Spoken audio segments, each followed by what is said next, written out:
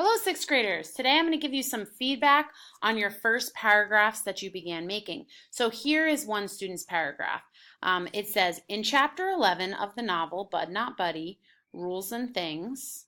So right here, the novel is called Bud Not Buddy, so we don't need this where it says rules and things. So we can say, in chapter 11 of the novel, Bud Not Buddy,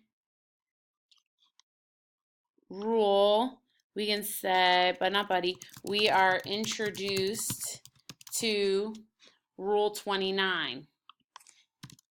And then you would capitalize it and say, it says, when you wake up and don't know for sure where you are, and there's a bunch of people standing around you, it's best to pretend you're still asleep so you can figure out what's going on and what you should do. And then it ends the quotes. So here we introduce the rule, and then it states what the rule is. And now the last part is to relate it to how it helps Bud survive or thrive. This person said, using Rule 29 helps Bud Not Buddy survive. I think this because if you act like you're asleep around strangers, to think of what you're going to do next so you don't get killed or kidnapped. So remember, what you're supposed to be doing here is saying how it helped him survive or thrive. Not what could have happened, but how it actually helped him. So what you could do here, and there's grammatical errors, I has to be capitalized, always, always, always. You has to be written out, Y-O-U, always, always, always. Survive should not be capitalized. But content-wise, we want to talk about how it actually helped him. So in this case, if they're arguing survive, this sentence here should explain how it helped Bud survive. Okay? The context of this, when you are awake and you don't know for sure where you are at, and there's a bunch of people standing around you, it's best to pretend you're asleep so you can figure out what's going on and what you should do. I mean, so you don't get killed or kidnapped. When was Bud in this situation? He was in this situation when he was in the car with Lefty Lewis, and he was trying to figure out what they were saying, and he learned in listening who his, more about his dad. I don't want to give away too much because I want you to look it up. But that really, when he was laying there in the car and he found out all that information, it helped him thrive because it gave him information to know what to do from there. It didn't really help him stay alive. In fact, I would almost argue that pretending that you're asleep if someone comes up to you, could mean that they could kill you. So I don't know that that it works to explain that it helped him survive. But I could see where you would explain that it would help him thrive. Let's look at a different one. This one says, rule number 83 of Bud Caldwell's Rules and Things is, okay, that's fine. You introduced the rule. If an adult tells you not to worry and you weren't worried before, you better hurry up and start because you're already running late. Period. End quotes. That's fine. What this means is if an adult is trying to be calm, it means something bad is happening. It also means what they're saying is very important. Okay, both of those things are true, but you have to connect it to the text. How did Bud use that rule to help him thrive or to help him survive?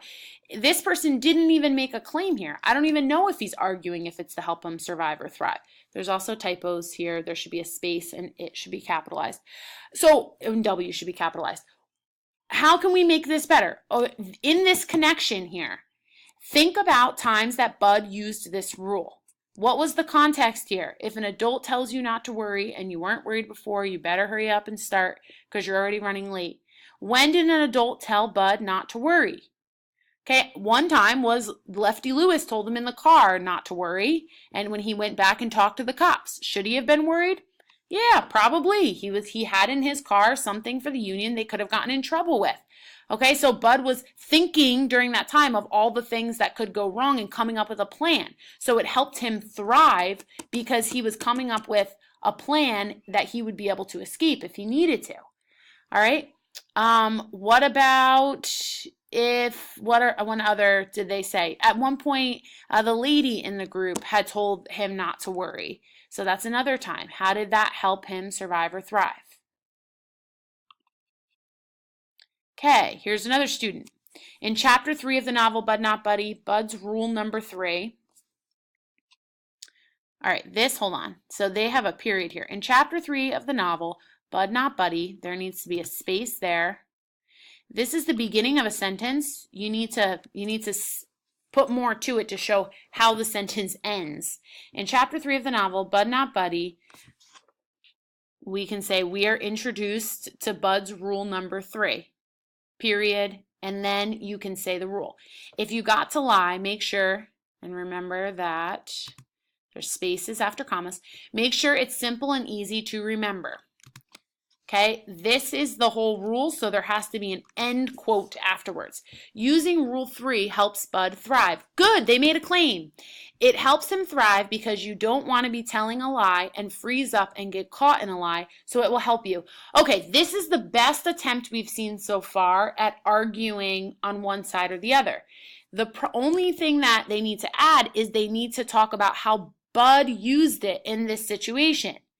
So make sure it's simple and easy to remember. What are some of the lies that Bud told that he kept are simple? He lied all the time in this book, right? He lied about where he was going when Lefty Lewis found him. He lied to the librarian person about why he was looking for the librarian. Pick an example. He lied to the emojis, okay? Pick an example of a time he lied and how the fact that it was easy to remember, it helped him to thrive. It helped him to do well. I mean, it was his lies about his dad that ultimately ended up getting him to Grand Rapids, where he did meet his grandpa. And he tried to not say too much. Lefty Lewis kept asking him questions, and he kept trying not to say too much so he wouldn't get caught in that lie. All right, I just pulled some random ones.